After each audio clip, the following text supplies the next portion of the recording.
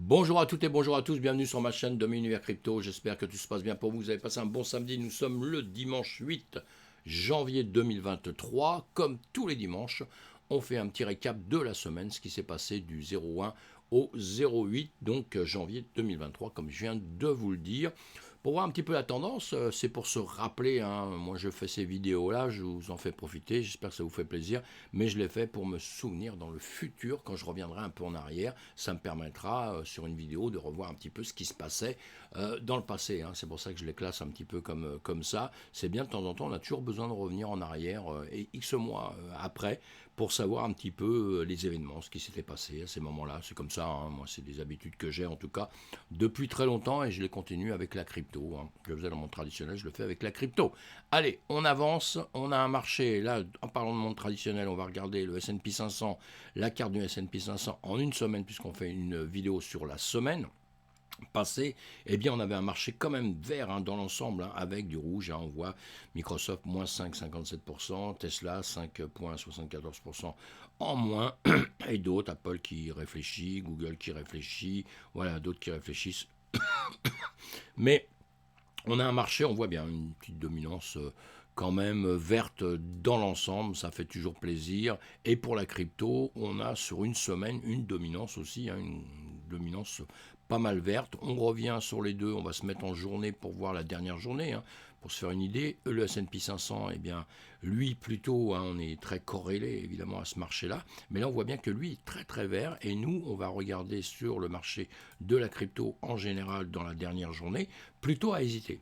Plutôt à hésiter, hein. Beaucoup de rouge, du vert, et puis beaucoup de gris, donc dans l'hésitation, hein, dans les 0,1%, vous voyez, très très hésitant. Donc c'est intéressant de voir ceci, et après effectivement qu'on regarde sur les graphiques, le S&P 500 comme je le fais tous les jours avec vous, hein, on regarde sur les graphiques comme ça nos cryptos tout le temps, et là sur le S&P 500, on a une dernière bougie qui était vendredi, hein. Le marché s'est arrêté depuis, hein, donc voilà. Et vendredi, on avait une bougie verte. On avait une bougie verte. Est-ce qu'on le retrouve sur le BTC? Nous sommes ici sur le BTC sur les spots. Alors vendredi, on avait une bougie verte aussi, hein. Et depuis, nous, la crypto-monnaie, elle travaille tous les jours, du matin au soir, hein. Là, nous sommes sur les spots. Eh bien, les deux dernières bougies sont en hésitation. Vous voyez, sont rouges en hésitation. C'est pour ça que vous retrouvez, hein, sur la dernière journée, vous retrouvez tout ceci en gris, hein, vous voyez, hein, on a les gris BTC, ETH là-haut. Voilà, hein, donc on revient sur la semaine. Sur la semaine, nous étions quand même en vert, ça veut dire que 1, 2, 3, 4, 5, 6, 7 bougies, vous voyez, on grimpait, hein, vous voyez, hein, c'est significatif, hein. Donc en un clin d'œil sur les cartes thermiques, vous voyez un petit peu la tendance de ce qui s'était passé. Allez, on avance le BTC. En une semaine, pardon. En une semaine, vous voyez, sur les 100 premiers, on a eu beaucoup de verts, hein, donc beaucoup de cryptos ont monté, du 28%, le DEP 42%. Pardon, je bois un petit peu de café. Le Kilt 35%, XMON 23%, bon là il y en a qui ont perdu 28%, vous voyez, mais dans l'ensemble, hein, Meta 8.4, ça a bougé pas mal, hein, ça a bougé pas mal, c'est normal, il y a des hausses et des baisses. Nous sommes sur des actifs risqués avec parfois des choses qui montent très très vite et des choses qui baissent très très vite, hein. Aujourd'hui, on a sur les 7 jours, hein, mais le prix aujourd'hui est de 16 921 pour le BTC, et en une semaine, on voit qu'on a pris 2,25, et le TH, nous sommes à 1262 et sur une semaine, on a fait plus de 5%. Excusez-moi. Voilà, j'ai bu un peu de café, ça va. Repartir comme en 14 et toujours la crève, hein, toujours le rhume, donc le nez bouché, etc. Ça continue comme beaucoup de gens actuellement, hein. Allez, on avance, on va faire le tour maintenant des news cette semaine, de ce qui s'est passé dans la semaine. Un petit récap, hein, donc on va relativement vite, hein, puisqu'on en a déjà parlé normalement. Et on n'oublie pas la fête, le BTC, le Bitcoin fête ses 14 ans, mes amis. Retour sur l'événement marquant de 2022. Vous allez voir sur ce site Crypto, je vous mets les liens évidemment. Vous pourrez voir, il vous faut un petit retour de ce qui s'est passé avant, donc c'est bien. Et on n'oublie pas, il fête ses 14 ans. Ça fait maintenant 14 ans jour par jour que le premier bloc de blockchain Bitcoin a été miné, mes amis, le 3 janvier 2009. Alors on s'en souvient, et il y a des gens qui le font, il y a des gens qui ne le font pas, c'est pas grave, vous êtes tous les bienvenus, malgré une année difficile et une chute de son cours, le roi des crypto-monnaies continue de se faire une place dans le monde de la finance. Revenons sur les événements marquants, c'est eux qui nous disent, et vous allez lire tout ça si vous en avez envie, évidemment. Affaire FTX. Sac, Backman, Fred, SBF, on commence à être habitué maintenant, plaide non coupable. J'en ai marre de ce mec SBF, ça commence à me fatiguer, à me prendre un peu la tête, tout ça. Mais bon, allez, faut suivre, c'est les infos, on doit les suivre. Alors il plaide non coupable, mais bien sûr, le chéri, il n'a rien fait. Allez, on suit ça à longueur de temps. Maintenant, un fiduciaire américain dépose une objection aux ventes d'actifs prévues par FTX, tout ça, c'est la même affaire. FTX, on en parle à longueur de temps.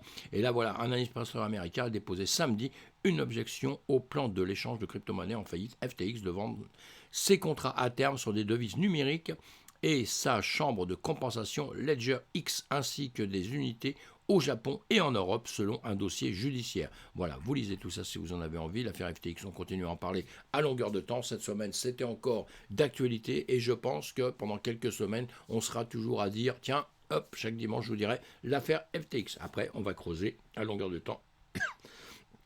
D'autres jours, La Nation. Alors, la National Crime Agency lance une unité de cryptographie pour lutter contre la fraude aux actifs numériques. On a bien compris. Alors, pendant longtemps, on a un petit peu crié tout le temps en disant on en a marre, on n'arrête pas de nous condamner, de nous condamner en disant, en parole, de nous condamner en parole, en disant que on est dangereux, comment dire, ça sert aux pirates, ça sert aux gens malveillants, etc. Bon, malheureusement, avec tout ce qui s'est passé cette année, on serait vraiment malhonnête, et moi je serais malhonnête si je vous disais non, non, c'est des conneries tout ça, on est vraiment clean, tout va bien, etc. Non, avec toutes les affaires qu'il y a, toutes les histoires, toutes les entreprises qui se sont cassées la gueule et d'autres qui sont en souffrance, qui vont peut-être tomber, et tout ce qui est encore caché, tous les pyramides de Ponzi qu'on a dans notre système, eh bien, je serais vraiment malhonnête de vous dire que effectivement tout va bien. Alors qu'on lutte contre la fraude, moi je trouve ça très très bien. Ça va assainir un petit peu notre système. On en a vraiment besoin. On a besoin de redonner confiance aux gens, mes amis. Donc il va falloir élaguer un peu tout ça. Il va falloir faire de la place dans notre écosystème pour que nous retrouvions un marché normal. Donc voilà. La principale agence britannique de lutte contre la criminalité lance une nouvelle unité pour lutter contre les cybercriminels alors que les forces de l'ordre se renforcent dans l'espace. Voilà, donc beaucoup de choses à lire sur d'autres articles. Là, il faut être abonné sur celui-ci. Moi, j'y suis, vous n'y êtes pas, tant pis. Mais vous trouverez ça sur plein d'autres articles. Je ne vous demande pas de vous abonner quelque part. J'ai aucun intérêt dans tout ça. Le gouverneur de la Banque centrale française fait pression pour l'octroi de licences de cryptographie avant la promulgation des lois de l'Union européenne. On l'a dit cette semaine, évidemment. Puisque là on fait un récap, eh bien on essaye de tout durcir. On va avoir la loi MiCA qui va arriver, mais nous on veut durcir les choses. On se demande si on veut vraiment que ça existe chez nous, dans notre pays. Ou alors est-ce qu'on fait vraiment peur comme ça à tout le monde? Oh, c'est grave. Bon, allez, ça va s'arranger. On en revient toujours au même discours. Bitcoin privé de pub. Hey, on va y arriver. C'est le dimanche matin, faut pas m'en vouloir, mes amis. Une proposition de loi veut interdire la promotion des cryptos. Voilà, il manquait plus que ça. Mais c'est ce que je vous dis, je viens de vous l'expliquer là, et on va continuer parce qu'on verra plein d'articles là-dessus, et on a hâte de voir la loi MiCA arriver, mais bon, encore une fois, hâte. Non, c'est peut-être pas le bon terme, vous allez vous dire, il est pour la loi MiCA, il est pour tout ça. Mais non, pas du tout, pas du tout. Mais il y a des choses dans la vie, vous savez, on a beau se mettre la tête dans le sable, ça ne changera pas les choses. Donc moi, j'ai hâte de voir comment toutes ces réglementations vont sortir, puisque moi, j'ai aucun poids sur eux, je peux rien faire. Et une fois qu'elles seront sorties, eh bien, on verra ce qu'on peut faire, et on verra comment on sera mangé. On verra si on va perdre une tonne d'entreprises qui vont partir à l'étranger, parce que moi, je n'oublie pas une seule chose qui me paraît très très importante, c'est que la crypto-monnaie ne fait pas partie d'un pays. On veut à la base que ça soit décentralisé, finance décentralisée, la DeFi, mes amis. Et si on a un pays qui réglemente à mort les entreprises, qui empêche le système d'avancer, eh bien, qu'est-ce que feront les entreprises? Elles iront juste à l'étranger. Elles partiront de France. Mais il ne faut pas croire du tout, et s'il y a des imbéciles qui pensent à ça, que du coup, ça va vraiment tout arranger de mettre des baillons, de baïonner la crypto, le monde de la crypto en France, eh bien, ça ne changera rien dans le monde, mes amis. C'est juste, les choses vont se déplacer parce qu'il y a plein de pays qui ont compris que ceci, ça pouvait arranger beaucoup de gens sur la planète. Il n'y a pas que des gens égoïstes qui pensent qu'à leur petit système, à leur petit confort, il y en a qui pensent aussi à l'avenir des gens qui en ont besoin. Wobby en train de s'effondrer, ça c'est un autre problème, hein, c'est galère. On va voir, pareil, hein, dans la semaine future, là on verra, il y a eu beaucoup d'annonces, il y a du FOD, il y a plein de choses, mais bon, après il y a des choses qu'on doit bien constater aussi, hein, quand il y a beaucoup d'argent qui partent d'une plateforme, énormément d'argent, eh bien ça devient dangereux, on a eu l'expérience, hein. Alors on va suivre tout ça, hein. Tout ça c'est les résumés de cette semaine. Balanceur alerte d'un problème technique et demande de retirer les liquidités de certains pools. Voilà, ça c'est encore un autre problème, le protocole de Binance décentralisé. Balancer a annoncé sur Twitter qu'il rencontrait actuellement un problème technique et a appelé les fournisseurs de liquidités à se retirer de certains pools. On vous explique la situation, il vous explique tout ça. Ils font face à un problème technique, n'ont pas pu être traités par la DAO d'urgence. Donc il y a eu des tweets, tout ça évidemment, hein.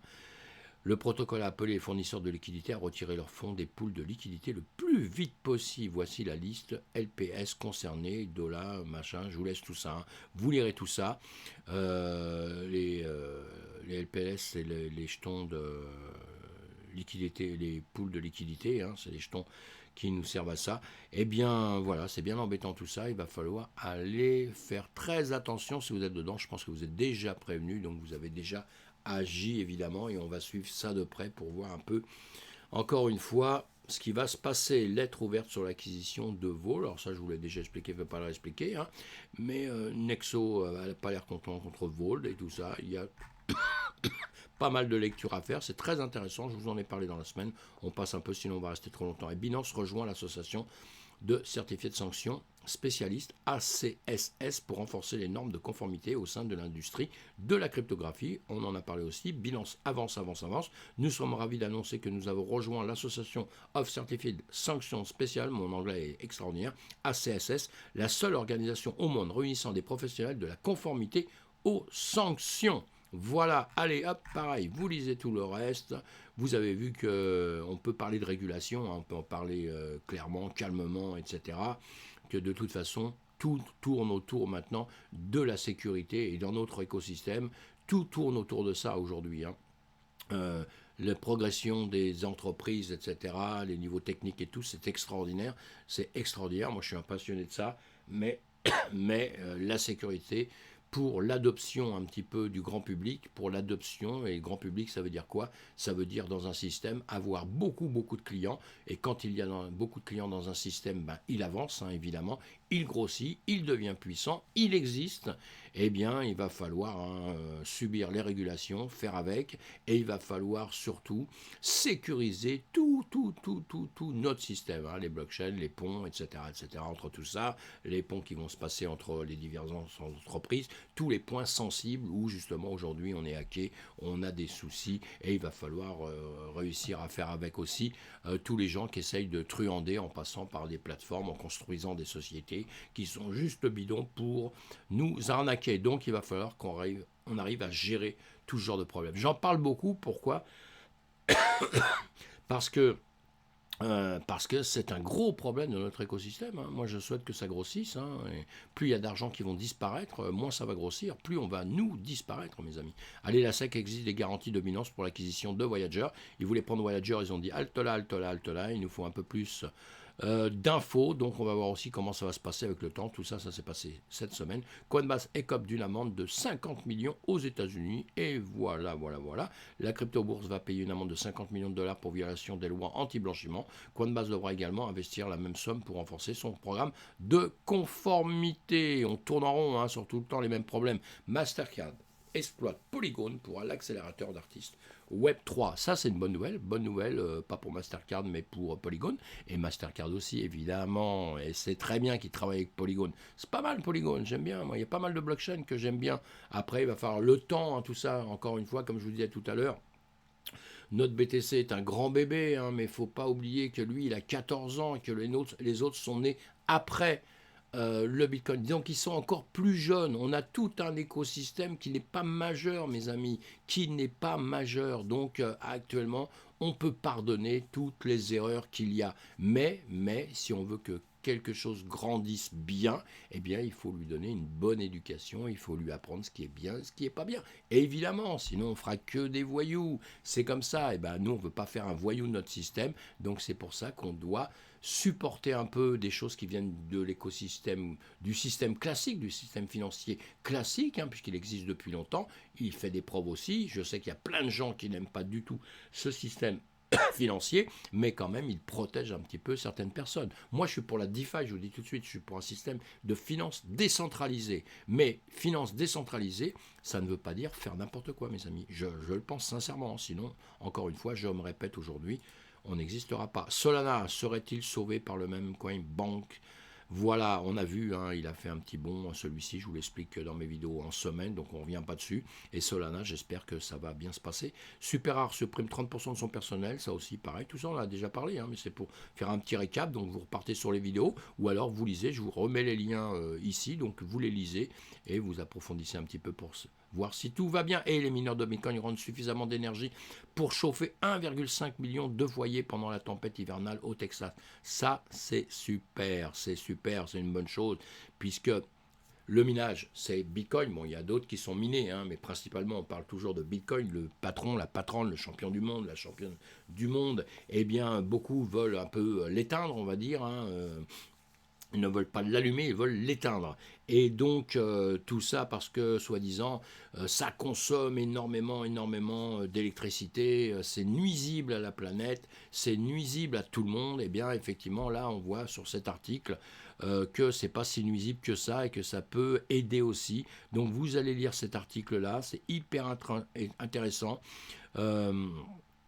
Attends, vous voyez, des petites choses comme ça, vous voyez, ça c'est très important, c'est un moment donné où il a baissé pour après reprendre, au moment où il y a eu des problèmes avec justement les tempêtes hein, terribles, hein, hivernales au Texas il y a eu des drames au Texas et tout, et le Hachrat, ils ont su débrancher justement le minage pour ne plus consommer à ce moment-là, pour ne pas poser de problème à tous les systèmes électriques, au chauffage, etc. pour les gens. Et après, ils le remettent. Et nous, ce qu'il y a de bien, c'est que ça ne va pas tuer notre système. C'est ça qui est très important déjà à voir, hein, évidemment. Et là, vous avez le Hashrat est une mesure de tous les calculs effectués sur le réseau de Bitcoin. Et contrairement au centre de données temporaire d'Amazon et de Google, les pannes régionales ne provoquent aucune interruption sur le réseau Bitcoin. Ça, c'est très intéressant. Imaginez si 30% des centres de données d'Amazon et de Google se déconnectaient, il subirait d'importantes interruptions de services. Oui, ça ne fonctionnerait plus tout simplement. La flexibilité de l'exploitation minière de Bitcoin fait partie de la raison pour laquelle l'exploitation minière est un client si important pour les réseaux à travers les États-Unis. J'ai également parlé avec Lee Bratcher, président de Texas Blockchain Council, et il a déclaré que les mineurs ont renvoyé jusqu'à 1500 MW au réseau, suffisamment pour chauffer plus de 1,5 million de petites maisons au maintenir 300 grands hôpitaux pleinement opérationnels. Des entreprises comme Riot, Core Scientifique, Lanclum et d'autres au Texas ont réduit leur consommation d'énergie pendant la tempête pour aider les contribuables et les opérateurs du réseau. D'une certaine manière, cette capacité des mineurs à se détendre pendant les tempêtes hivernales fournit un tampon à l'État du Texas pour s'assurer que leur réseau reste stable et résilient. Les mineurs d'autres États ont également renvoyé des mégawatts au réseau pendant le vortex polaire et il est probable que nous verrons davantage d'États encourager l'adoption de l'exploitation minière Bitcoin en raison de sa capacité à améliorer la fiabilité pendant les tempêtes hivernales. Voilà une très bonne chose, je l'ai lu très vite, alors je ne sais pas si vous avez bien compris, ce qu'il faut c'est relire celui-ci, vous avez les liens, vous avez tout ça mes amis, Et voici pour ce week-end, on va attaquer d'autres choses maintenant, on va rattaquer une semaine. Pensez à vous abonner à ma chaîne, pensez à cliquer sur le pouce, ça me fait toujours plaisir. Très peu de gens cliquent sur le pouce, c'est incroyable.